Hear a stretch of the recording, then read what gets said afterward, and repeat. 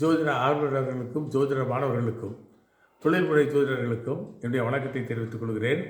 இப்போ நம்ம நண்பர் ஜிபி புக் சென்டர் கணேஷ் அவர்கள் வருகிற 23ஆம் தேதி உபகிரகங்களும் அதற்கான கணிப்பு முறைகளும் பலன்களும் பற்றி ஒரு வாரத்திற்கு ஜூம் வகுப்பு ஏற்பாடு செய்திருக்கிறார்.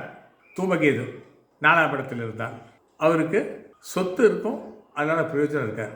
அந்த சொத்தை அனுபவிக்க முடியாத நிலை இருக்கும். ஆனால் 4ஆம் இடத்தில் தூமகேது சிறப்பாக இருந்தால் அவர் கணபதியை வழிபடக்கூடியவராக இருப்பார், இறைபக்தி இருக்கும். இந்த மாதிரி ஒரு சுருப்பகமான ஒரு முன்னோட்டம் தான் சொன்னேன்.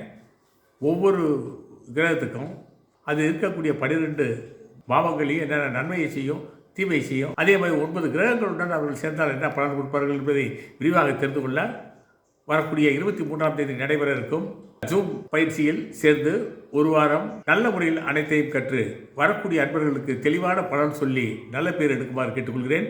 நன்றி, வணக்கம்.